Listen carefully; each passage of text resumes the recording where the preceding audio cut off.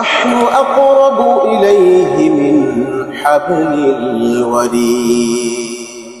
আল্লাহ রাব্বুল আলামিন বলেন, যে শাহরগের উপরে মাথাটা দাঁড়ানো, এই শাহরগেরও কাছে আমি বান্দার। বলুন না সুবহানাল্লাহ।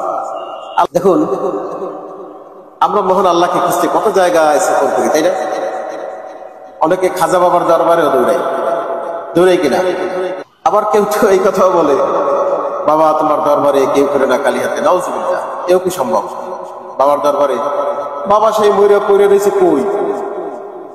বাবা নিজেই যে আল্লাহর কাছে সবসময় প্রার্থনা করে, যদি ভালো বাবা হয়, যদি হক্কানি কোনো বাবা হয়, সম্ভাবনা খুবই কম, সেই তো মুখাপেক্ষি আল্লাহর কাছে। কে খালি হাতে ফিরে না? কারে কি দিতে পারে সে? তার দেবার কোনো সক্ষমতা আছে? নাই তো। আবার এমন কেউ তো মনে করে যে বাবার জাহাজে চড়ে একদম বেহেশতে চলে যাবে, কিয়ামতে সে পার পেয়ে যাবে বাবার নৌকায়, বাবার জাহাজ, বাবার তরিতে। কেউ কি সম্ভব? কি আজব মানুষ! অথচ আল্লাহকে কোথায় পাওয়া যাবে, আল্লাহ কোথায় থাকে, সেই কথাটা আল্লাহর কাছেও শুনি না। দেখুন আল্লাহ কি বলেন। মহান রব্বুল আলামিন বলেন, ওয়ালাকাদ খালাকনাল ইনসানা ওয়া না'লামু মা তুওয়াসওয়িসু বিহি নাফসুহু ওয়া নাহনু আকরাবু ইলাইহি মিন হাবলিল ওয়ারিদ। আল্লাহ রাব্বুল আলামিন বলেন, আমি মানুষকে সৃষ্টি করেছি। কে সৃষ্টি করেছে আমাদেরকে? আমাদেরকে সৃষ্টি করেছেন মহান রব্বুল আলামিন। আল্লাহ রাব্বুল আলামিন বলেন, আমি এই মানুষকে সৃষ্টি করেছি এবং এই মানুষের অন্তঃকরণের ভিতরে কি কুমন্ত্রণা রয়েছে, কি সে চিন্তা ভাবনা করে, সে কল্পনা করতেছে, সব কিছুর খবর আমি মহান রব্বুল আলামিন রাখি। মনের ভিতরে কি কল্পনা করি সেটাও মহান রব্বুল আলামিন জানেন। কিচ্ছু তার দৃষ্টি এড়াবার কোনো সুযোগ নাই।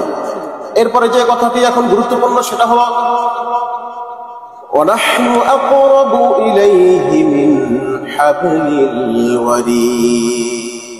আল্লাহ রাব্বুল আলামিন বলেন, যে শাহরগের উপরে মাথাটা দাঁড়ানো, এই শাহরগেরও কাছে আমি বান্দার। বলুন না সুবহানাল্লাহ।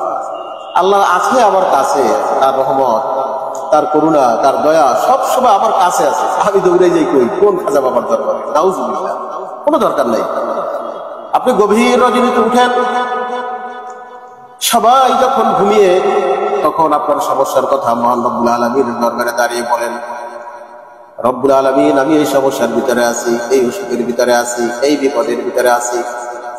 সে তো বলছেন আমি তোমার আমি শাহরগের চাইতেও বেশি কাছে। তাহলে বেশি কষ্ট হওয়ার কথা না। তাহলে আমাদের কি করতে হবে?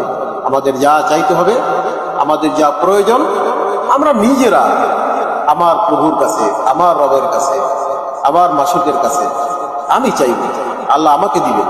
কোনো মাধ্যম লাগবে না, কোনো মাধ্যমের প্রয়োজন নেই। আল্লাহ কোনো মাধ্যম রাখেন নাই আল্লাহ এবং বান্দার ভিতরে। আল্লাহকে ডাকবেন, আল্লাহ শুনবেন। আল্লাহ বলছেন না, আমার কাছে যে চায় না আমি কি হই? রাগান্বিত হই। আমার কাছে চাও, উদউনি আস্তাজিব লাকুম, তোমরা আমার কাছে চাও, আমি তোমাদের ডাকে সাড়া দেব। সুবহানাল্লাহ। আল্লাহর কাছে আমাদের চাইতে হবে, বেশি বেশি চাইতে হবে। তিনি কোনো মানুষের, কোনো বান্দার ফরিয়াদকে কি করেন না? ফিরান না।